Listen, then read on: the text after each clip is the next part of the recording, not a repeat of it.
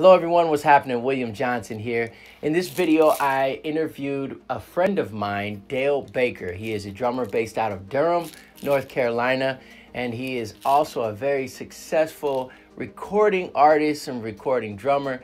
He was in the band Sixpence None the Richer for several years. If you're not familiar with Sixpence None the Richer, they had a couple really huge, massive hits back in the early 2000s, late 90s, early 2000s. Kiss Me and There She Goes, those were two top charting songs. I believe the album went platinum, or the two songs went platinum. But anyhow, Dale has played with many different artists around the Southeast and all over the world. He's an incredible drummer, but he's also very creative. And both him and I geek out on just making different sounds and timbres and adding that to the drum set or percussion in general. So we talk about different shakers, like this particular BB shaker, stuff like that, but filling it using popcorn, using rice, using olive oil cans. He used the olive oil can and showed a couple different shakers he's using currently, and a really neat new drum head from Remo that has a clippable removable snare, and you can use this head that Remo has made to put on things like paint buckets and trash cans and create a snare drum, a drum really out of just stuff you might find at the hardware store. So anyways, I thought this was a really neat conversation with Dale Baker. I hope you enjoy it. Forgive me on the audio. I had a couple issues with my end. The audio was really low and I tried to fix it. I'm still new to the live streaming thing. We live streamed this particular talk a few days ago, and so yeah, I'm learning. This is my third one, maybe fourth one, so it's a process. Anyhow, we're gonna get into this conversation with Dale Baker. But yeah, so I wanna talk to you about some shakers, because you and I have kind of geeked out a little bit about some of the stuff that that you have done, and I know you've used like coffee cans. I got some stuff right over there. I could show you. I want to see it. Show it to us. You got it? Okay. Let's see. There it is. You could bring it to us too. Okay. Yeah. Okay. Well. And we can hear you over. I could hear you when you walked over there too. So. Oh, cool. Okay. Yeah. Talking, it's fine. All right. So you posted something the other day, maybe it was yesterday, about BBs. You found some BBs. Yeah. Yep. And I was like, oh yeah, and I got to get some of those. So I had some people that were into airsoft. You know, the airsoft guns are like plastic pellets. Yes. And so I am a big fan. I don't know if I can grab it or not, but you know those big Brazilian shakers that are like metal tubes. Oh yes. And then there's you know, just super loud, right? Yeah. So I love the sound of those things, but I've got one and it's so loud, like it's not practical for anything. You know, that Sunday morning service, right? You know, it's just too much. So I saw like at Whole Foods, they had these olive oil cans, and I'm like, I think it's the same metal, or it's close enough. And so I was like, all right, I need olive oil anyway. So I'll get the olive oil, and when it's done, I'm going to rinse it out, and then I'm going to fill it full of, like, I usually use like popcorn or like rice, but I bought some airsoft. So this shaker was actually a little more expensive than your BB shaker because of all the pieces involved. But so I put airsoft pellets in here, and then it's this really great sort of, and it's kind of heavy, so it's a little more sort of like, you can kind of, it's got a little more heft to it, but there's a lid on it, you know, a screw top lid, so I can unscrew it, and if I needed to take a shot out, I could. And so I'm like, this is brilliant.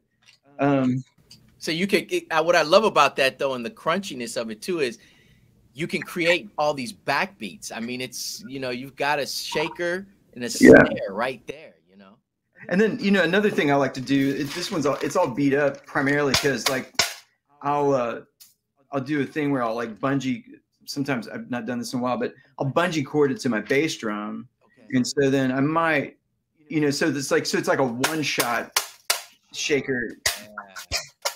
So if you're doing a rhythm with that and doing something else with your left foot, it kind of sounds like you're hearing a shaker, but it's a lot more controllable than, you know. And when you've got your hands sort of already tied up clasped with this, you can't you can't grab a crash cymbal, you know.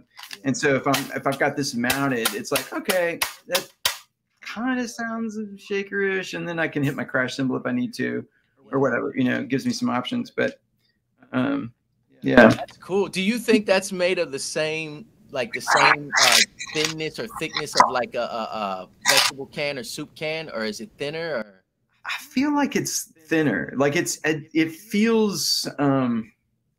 I don't know if it's steel. I don't think it's aluminum. I mean, it really looks like that Brazilian. so like it might be steel, might be some kind of.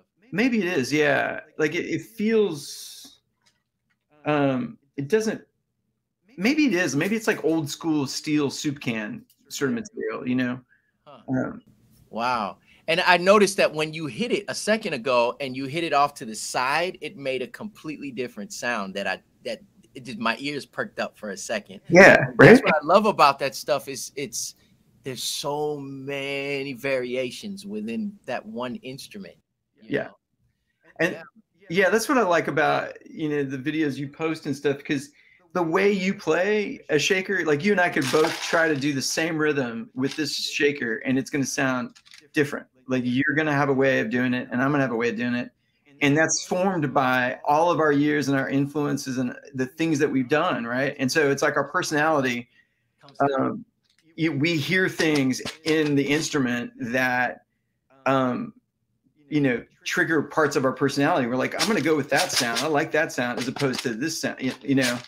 And I think that's what's so much fun. It's like, you get to this point and it's like, oh, that's cool. I really dig what you're doing. I can't do it. My thing is completely different, but it's like, it's inspiring because it's you realize how much your own personality is wrapped up in your sounds and the things that you play, right? And yeah, so that's what everything that you said, it makes me think about the whole the competitive nature of things that sometimes creeps up. I don't think that being competitive to a certain extent is bad. I don't think it is, especially if it comes from a place of inspiring me to get off my butt and hey, this dude is about to be in a whole nother stratosphere if I don't get to working. But the thing is, like when you look across at all these different guitarists, we know you hire a different guitarist because his tone, it might be something different. You know, the genres that he play. So for me, even if I can play the congas or the bongos well, I may seek out a conga player because they're gonna come up with stuff that I wouldn't even have thought of that. I wouldn't even have went that direction.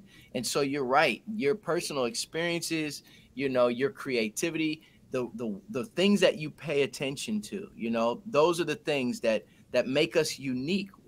You might have saw the color red on a painting when I'm paying attention to all of the green.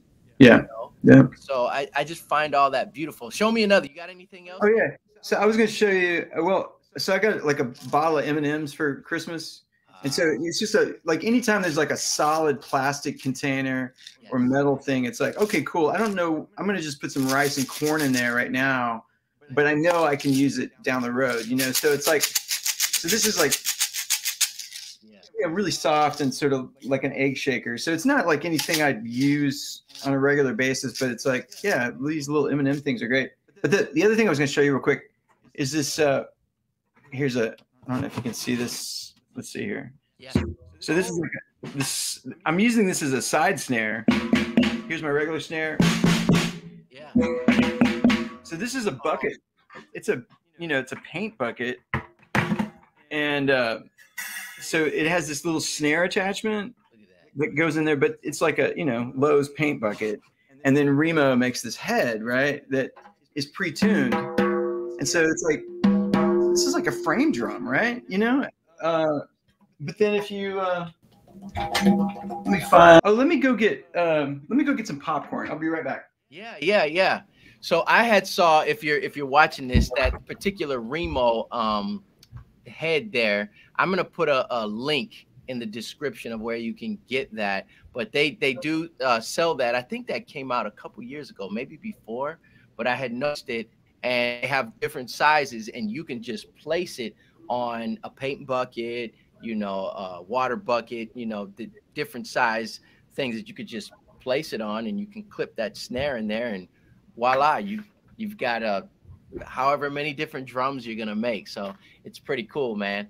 While Dale is looking for that, we mentioned that I had posted something on Instagram the other day about BBs, and so I have these in my hand.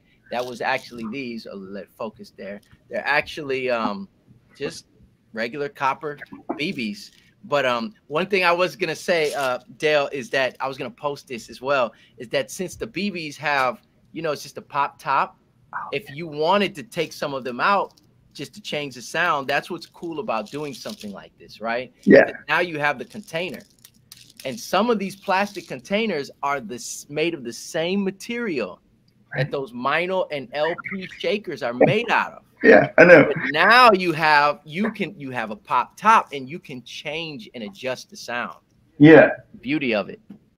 Yeah. Did you see that documentary? There's a percussionist, and I don't know his name, but he was this dude who moved to LA, and his story, it's like on YouTube somewhere. And he was like, yeah, I didn't have any money. My wife was really into these supplements. And so he's like, I realized that I can take these supplement bottles and I put their bottoms together, tape the bottoms together, and then I've got two lids on either side that I can put equal amounts of plastic beads in. So he's like, I didn't have enough money for shakers. So, and he shows you this shaker that he made, sounds like an LP shaker, whatever. And he goes, this shaker's been on, and he starts listing like all these songs that we know, right? Like Michael Jackson hits, and just, like the hits that we all grew up listening to. It's like, wait, I don't need a Rhythm Tech shaker to do this. And it was like, you totally did that. And he's like, and he goes on and he says, yeah, I was so poor, I would just make stuff. And then the sort of the big moment of the video of the documentary is that the sound that you hear in horror movies of this sort of like, it's like spacey, and you're just like, oh God, something horrible is about to happen. Yeah. It's like this big sheet of aluminum, or like a thunder sheet. It's a thunder sheet, yeah. And this thing is massive, and he's like, we hung it from from the ceiling in a studio, and then I take a rubber ball. Yeah, the bouncy ball. I take a bouncy ball and put a stick in it, and then I do the thing on it, and it creates these harmonics, and it's the scariest thing. And he's like, I've made so much money off of this thing I got from the hardware store, and it's like, okay, I'm gonna stop buying my percussion stuff, That's awesome, dude. We gotta find out what documentary that is. Yeah, do you know my friend Mike McKee was the one that told me about it, and yeah, if you find out, let me know, and I'll add it to the description of this video. Oh, okay, yeah.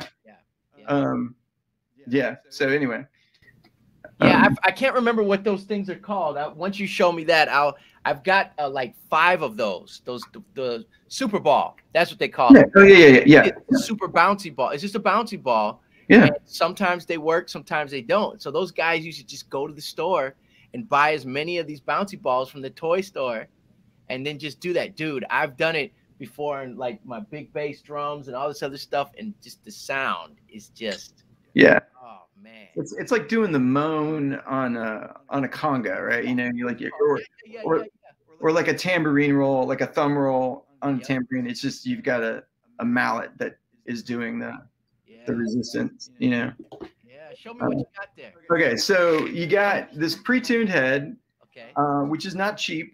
I mean, it's about 3 or 4 times the price of a regular head, but it's pre-tuned.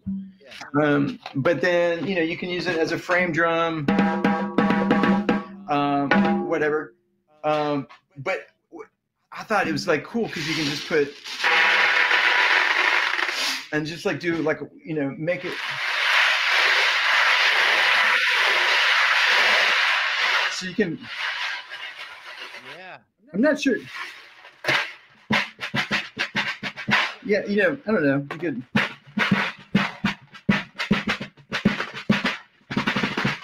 Just because of the randomness of the popcorn kernels, it's like it sounds like a snare or sounds like a shaker maybe, but you're not sure how the popcorn's going to respond. But But you know, wave drums were a thing there for a while. Like, you know, everybody had to buy a wave drum. And so I was like, oh, here's my wave drum if I ever need one. Yeah. Man, that's that. See, that to me, you know, that's like the equivalent of learning different rhythms versus learning the stuff that makes up the rhythm. You should continue to learn different rhythms. Sometimes you have to learn the actual how to play the rhythm. But if you get stuck in this moment where, okay, I got that, give me another beat. Well, what? And then you can't like make up your own rhythm or manipulate the rhythm very well. Then it's kind of like, okay, you want to go back and go to the fundamentals. So for this, a percussionist, the percussionists that we admire, you know, that we look up to, we come up listening to, like that gentleman you were talking about, a lot of those guys, their big thing that they draw from, and the reason that they're hired and the reason they have that it factor for them is what the sound, their ear. They're looking for a sound. What you see them play is the result, right, of what was going on in their mind. So if we can tune in and focus on sound and what makes those sounds, then inevitably we're going to be able to create all of these different rhythms. We're going to come up with different instruments. So I think the bigger, more valuable asset as the percussionist is the creativity. It's the creativity and the giving yourself freedom, right? Permission to try little experiments like that one. Yeah. When you have that and you're giving yourself, that takes a lot of freedom. That took a lot of permission for you to do that. There was no, I mean, what did you just do? You just put popcorn into this lid. I mean, what is that? But the big thing that I take away from that is some people wouldn't even have thought to go and do that because, oh, that's dumb, or, oh, that doesn't have anything to do with it, or, but can you do that? So, man, having that freedom to do that is what separates those guys, like that guy in that documentary you were talking about. At least that's what I believe. Yeah, no, it's like the same, like the Coke bottles on Don't Stop Till You Get Enough. Yes. You know, and you're like, oh, I'm hearing cowbells, right? And you like, you go out and you buy all these cowbells, and it's like, no, that was a ribbon mic with pencils and a Coke bottle. I think, you know, and it's like, wait, they're doing that? Yes. Okay, so what else can I do? And then I think also some of this comes from my lack of technique. Okay. So I don't think of myself as a technical drummer. You know, and I've never been drawn to like chops. Or when I've ever tried to do something that sounds cool chop wise, I can't ever pull it off because it's not deep inside of me. You know, what's deep inside of me are textures and sounds and personality. And so I feel like for me, trying to find something that sounds like, because the stuff I'm into is just meat and potatoes. Right. So it's like, well, how many snare drum? Every snare drum sounds the same, but you need that role represented if you're playing a backbeat. So it doesn't have to be a snare; it could be popcorn in a pre-tuned head. You know, everyone's going to hear it like it's a snare drum. You know, like they heard the Coke bottles as like cowbells. But I like that thing of like, I know what you want to hear, but we've all heard that. It's like it's been overdone. So how can I come up with another sound that serves the same purpose, but hopefully draws the listener in a little more? You know, it's kind of like doing Foley work or sound design work on a movie. You know, it's like, you know, and I've known some drummers that do that. They'll bring a bucket of sand and a shovel, and they're like, "What's this for?" And it's like, "This is the snare drum. I need you to record me going." Yeah, it's like, who does that? Here, I brought some chains. Here's the, we're going to use the chains as the backbeat, you know, or whatever. Yeah. So, yeah. And then it's funny because then we turn around and then try to emulate that in the live experience, and it ends up becoming a whole nother thing. So it's like that creativity is important because that inspires a whole nother generation.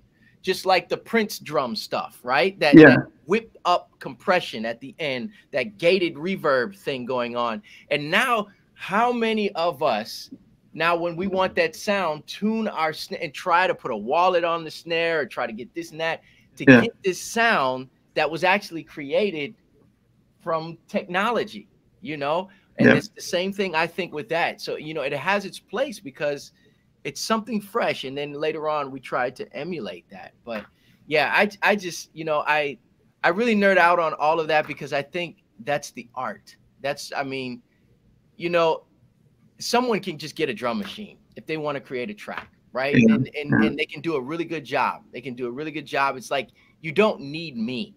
You know what I Right. mean? But Right. what you do need is what you said, my personality, you know, that Well, uniqueness.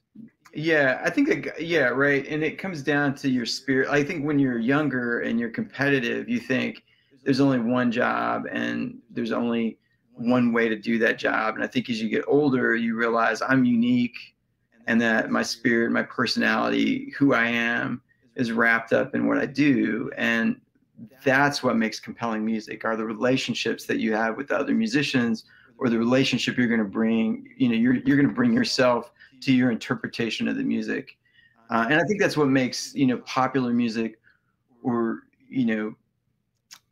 non-classical music so much fun is because it's another level of community building or just community. Like I feel like when I make music now, I'm having conversations with my friends. We're not talking words, we're playing songs, but it just feels like my presence. I'm so much more present to them and to the music. And I'm not thinking about the technique. I'm just thinking about how much I enjoy being alive and getting to be a vessel for things to happen or what, you know. And so, um, uh, yeah. And so all of that's wrapped up in like doing the self work to be like, you know what, I'm not William, but I'm me, and I'm just as valid as William, you know, like and so in that, now that I'm secure in who I am and I don't need to get your attention, now what sounds like fun? What's grabbing your attention? I know it's popcorn in a pre-tuned head. That sounds fun to me. And I don't care if anybody likes that. I like it. But that's what makes me, right?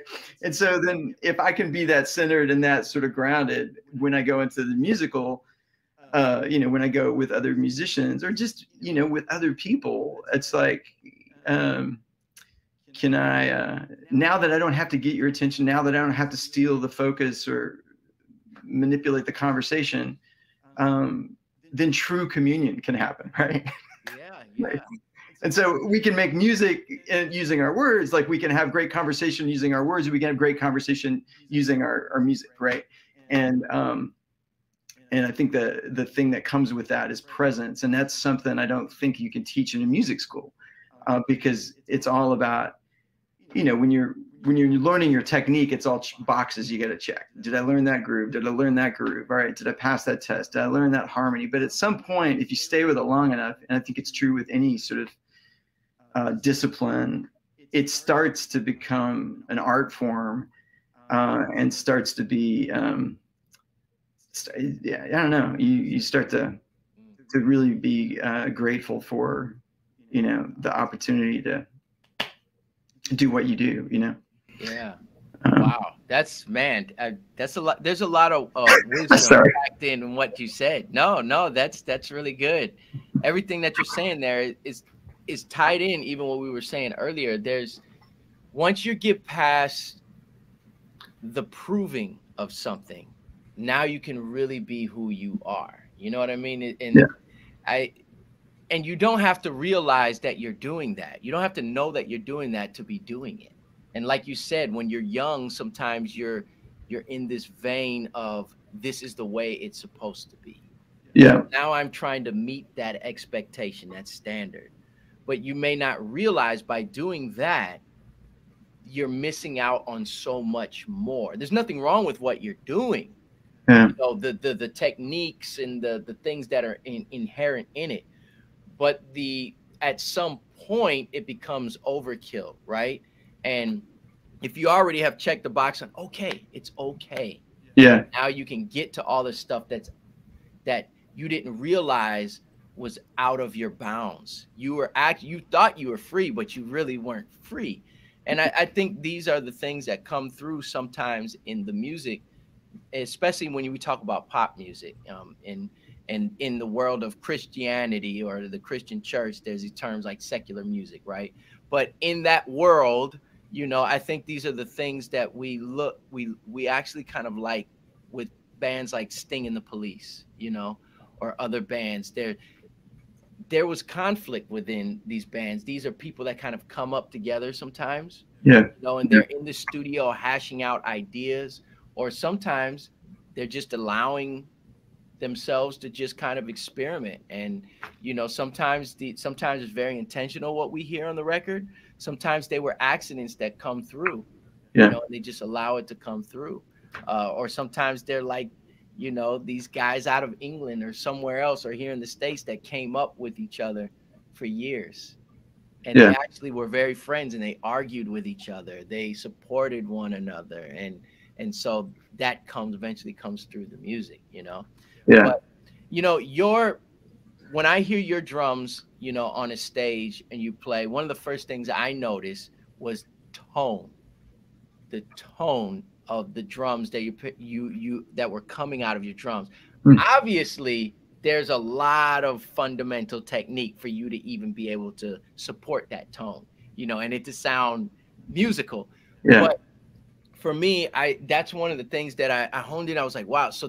But to have a tone like that Mm. that is refreshing takes a lot of presence, right? Like caring. Like I care about how this sounds, but at the same time, it's not that I care because it's made out of birch. Ooh, this is a birch. This is a mahogany. This is Yeah. a maple kit from such and such, manufacturer.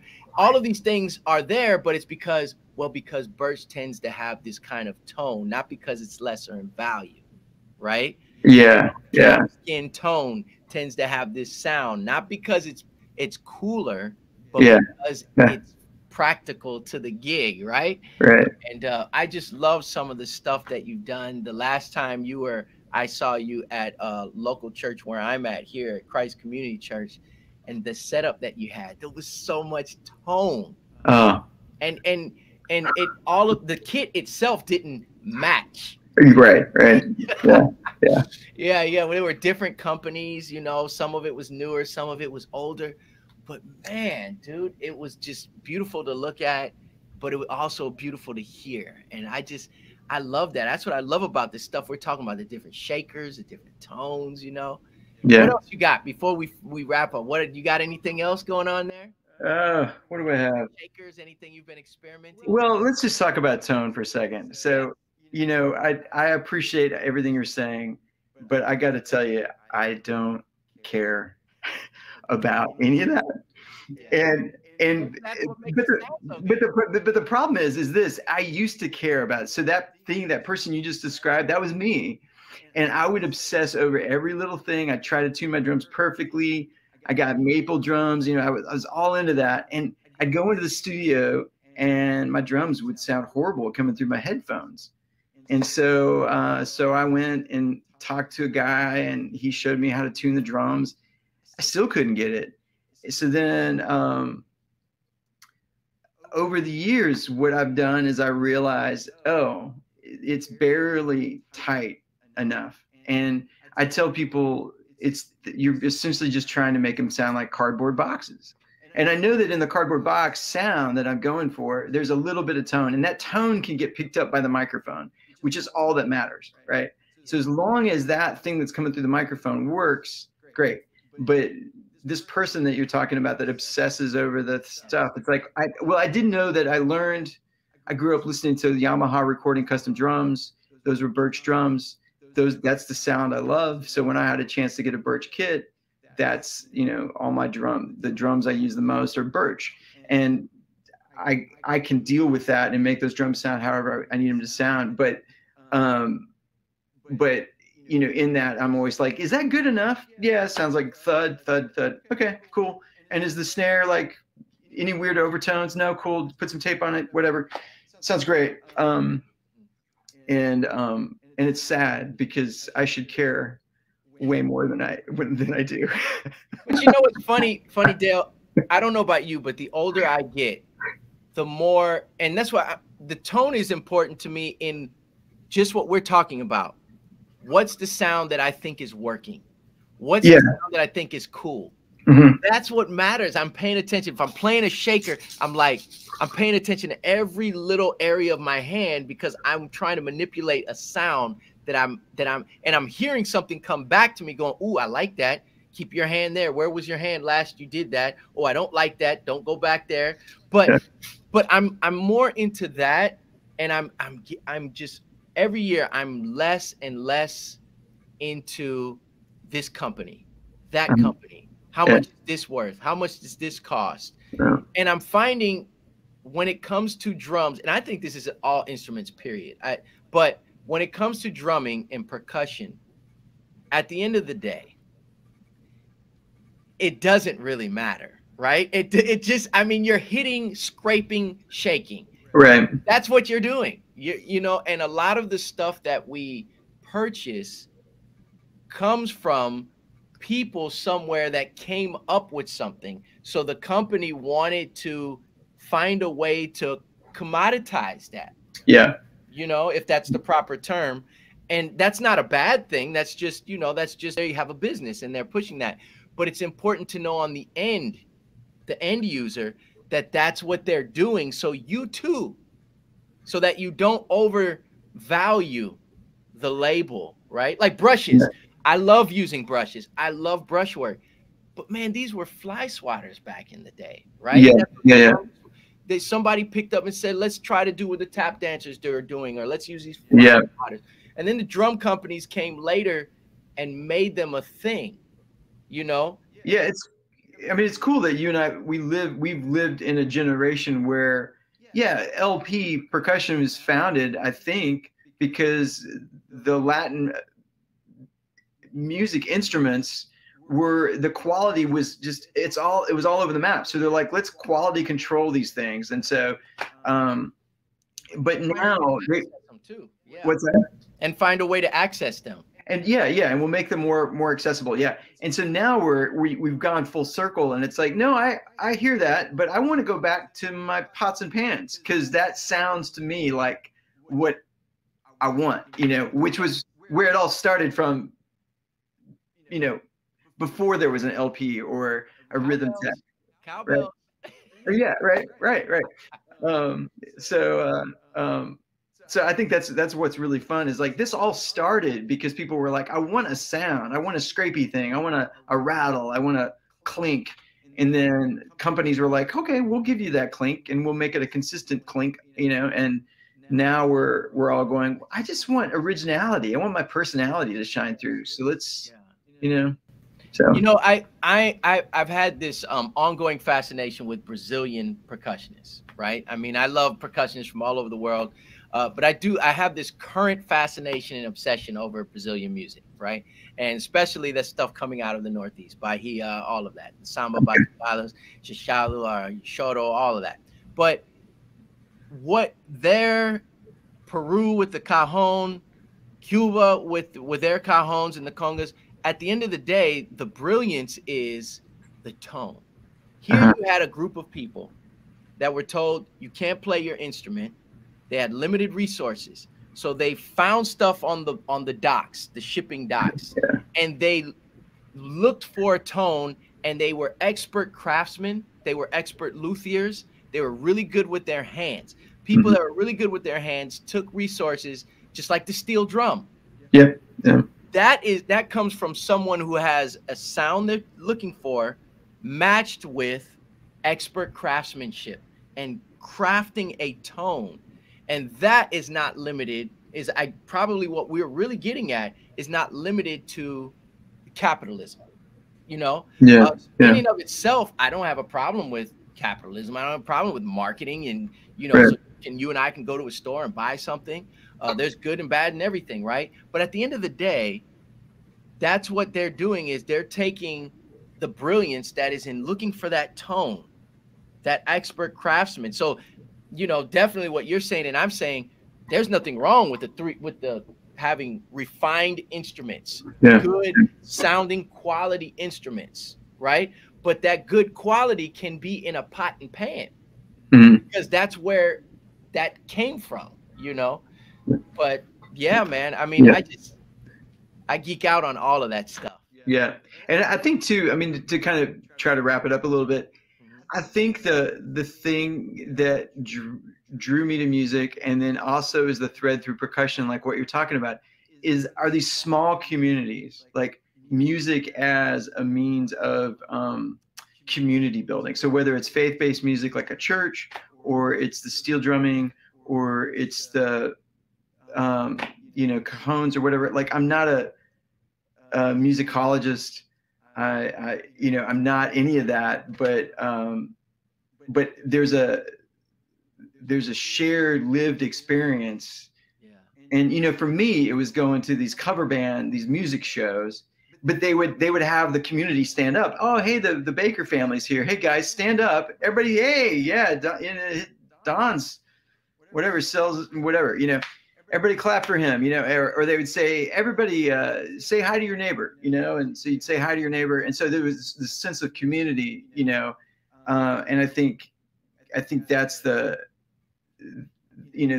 that feeling of love and respect and connection is what I think ultimately pulled me further into the music world, because it's like I felt loved and connected to my fellow human being, and I wanted more of that. And so how do you get that? And then and so I think that's the thing.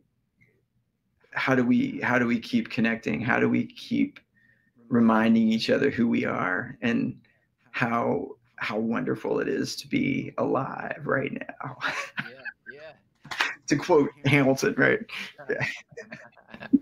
Yeah, man. Right. It's true, man. I mean, at the end of the day, this is what I believe that we're called to do. Where we are, what is the word for it? We're imitating our maker, our creator. He creates, we create. And there's a longing for us to be creative in whatever we do. I'm not one of those that gets a little too esoteric in the whole creativity thing. I've been painting and drawing and making music for almost all my life, so I'm all about it. But there is, at the same, I don't get too deep into that, but at the same time, there is something inside of us that I believe is created to go out there and create things and manipulate, because that's what our maker has done. He created us, and we do that, and there's great purpose. I think there's a great sense of purpose when we're doing that, whether it's being an electrician or whether it's being a painter or percussion, like what we're doing, when we're just creating and allowing ourselves to create, Or that, whatever it is that brings you joy, like, so there's a lot of joy. Like I got into music because it gave me a feeling of joy, and so just to always be reminded of that, is a good thing. Yeah. And that, man, it's awesome hearing that from people like yourself that have reached such a level of success, even as we see over your right shoulder, that platinum album there. Yeah, there we go. Oh, that thing. Yeah. You wear all of that, man, brilliantly.